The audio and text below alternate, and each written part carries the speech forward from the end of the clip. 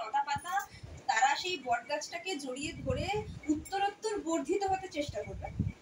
তাতে হয়তো সেই গাছটার পুষ্টিগুণ খানিক কমে যাবে, কিন্তু বট গাছটা বট গাছই থাকবে, তার মাহাত্ম্যটা কোনো দিক থেকে কোথাও দিয়ে ক্ষুণ্ণ হবে না। ইতিহাস থেকে এইভাবেই মনে রাখবে যে এইখানে এই মাটির বুকে একটা বট গাছ ছিল।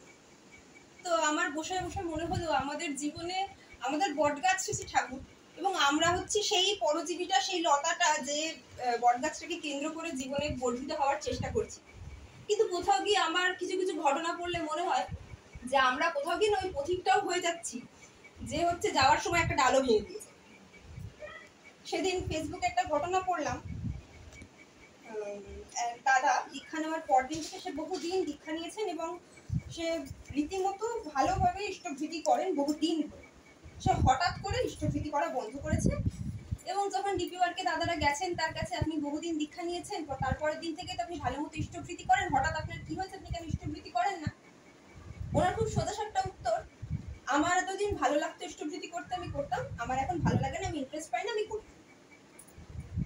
তো তখন দাদা বলছেন যে আমরা যারা পড়াশোনা করি, শিউলি আমি, আমরা খুব মানে ভালো মতো বুঝি পরীক্ষার আগের রাতে যে কি প্রেশার, ওরে বাবা রে বাবা, মনে হচ্ছে সব পড়াগুলো আরেকবার করে পড়া হয়ে গেছে, তবু আরেকবার চোখ দিয়ে গিলে খেতে পারলে বাঁচিয়ে। তো ভালো লাগে না, করতে ভালোই লাগে না। যারা আমরা গান গাই, ওই সকালবেলা ঘুম থেকে উঠে একই সুর রেয়াজ করা, বাড়ির লোকেরও মাথা খারাপ, যে করে তারও মাথা খারাপ। আমরা যারা সদ্য শিশু নিয়ে ডাক্তারখানা যাই, প্যাকা প্যাক ইঞ্জেকশন মারে, দেখতে আর কি চিৎকার, বাবারে বাবা, একদম পাগল করে দেয়। তো তারও ভালো লাগে না, তার বাবা মায়েরও ভালো লাগে না, ওইটুকু মানে নরম নরম শরীরটাতে এরকম ইঞ্জেকশন দেওয়া হচ্ছে। তো জীবনে আমাদের এমন অনেক কাজই করতে হয় যে কাজগুলো করতে মোটেই আমাদের ভালো লাগে না, কিন্তু আমাদের বাধ্যবাধকতা হয়, সেটা করতেই হয়। তার কারণ আমি জানি এটা করলে আলটিমেটলি ভালোটা আমারই হবে। পড়াশোনা করে ডিগ্রি আমার, গানের রেওয়াজ করে গানের গলা আমার, ইঞ্জেকশন নিয়ে ইমিউনিটি পাওয়ার আমারই শরীর ভালো হবে, তো কাজটা করতে আমাদের আলটিমেটলি হয়। তো তখন সে দাদা ঘুরিয়ে প্রশ্ন করছেন, আপনি কি করে জানলেন ইষ্টভৃতি করলে আমার ভালো হবে? আপনার ইষ্টভৃতি করে কি এমন ভালো হয়েছে? ইষ্টভৃতি না করলে যে আমার ভালো হবে না, আপনি তার গ্যারান্টি দিতে পারেন? আপনি দেখেছেন ইষ্টভৃতি করলে কি হয় না? আমি তো এতদিন করলাম, আমার কি হয়? তো তখন সে দাদা বলছেন যে আমরা যারা 8-9 পড়াশোনা করেছি, আলোর গতিবেগ শব্দের থেকে অনেক বেশি। আলো মিনিটে 3 লক্ষ বর্গ কিলোমিটার দূরত্ব অতিক্রম করতে পারে। সূর্য পৃথিবীর তুলনায় অনেক অনেক গুণ বড়। আমি যদি তখন আমার টিচারকে গিয়ে বলতাম আমি এগুলো কোনোটাই চাক্ষুষ দেখিনি, আমাকে এগুলো দেখিয়ে প্রমাণ করার, না হলে আমি মানবো না, তাহলে আজ আমার কোনোদিন ডাক্তার হওয়া, আমি ওই 8-9 ঠিক আছে না, ওখানেই ঘষা। আমি সেগুলো ভরসা, যিনি বা যারা যে বৈজ্ঞানিকরা এটা বলেছেন, প্রমাণ করেছেন, তাদের কথায় ভরসা করে পড়াশোনা করে বিশ্বাস করে এগিয়েছিলাম বলে আজ আমি এখানে। আমি যদি না ভরসা করতাম আমি ওখানেই পড়ে থাকতাম। তো নির্ভরতাটা দরকার।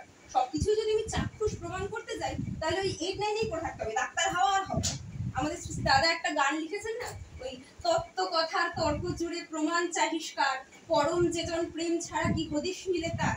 তো যে যিনি পরম, যিনি প্রিয় পরম, তার প্রতি প্রেম ছাড়া তো আমি যদি সবসময় এটা মনোভাব নিয়ে রাখি যে আমাকে প্রমাণ করে দেখান ইষ্টভৃতি করলেই আমার ভালো হবে, তাহলে সেই ইষ্টভৃতি ঠাকুর গ্রহণই করছেন না। তাহলে সেই ইষ্টভৃতি আপনি দিনের পর দিন, মাসের পর মাস করে গেলেও যে আপনার কিছু হবে না, সেটাই তো স্বাভাবিক, সেটাই তো খুবই স্বাভাবিক। আমার যে করার পরও আমার নিটফল 0, আমার ভালো লাগবে না, আমি কিছুদিন পরে ইন্টারেস্ট পাবো না, এটাই তো ভীষণ স্বাভাবিক।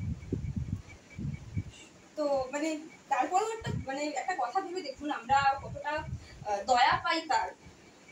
মানে আমরা মানুষ হিসেবে জন্মেছি, প্রথম কথা মানুষ হচ্ছে, আমরা সবাই জানি মানে সব থেকে উৎকৃষ্ট প্রজাতি, যত প্রজাতি হয় তার মধ্যে সব থেকে উৎকৃষ্ট প্রজাতি মানুষ, যার মান এবং হুঁশ দুটোই আছে। এবং তারপরে আমরা একটা সুস্থ শরীরের মালিক, হাত পা মাথা সমস্ত রয়েছে, হাত দিয়ে কাজ করছি, পা দিয়ে দৌড়াচ্ছি, মাথা ঠিকঠাক খাটাতে পারি, খাচ্ছি ঘুমাচ্ছি, সব করছি, সুস্থ।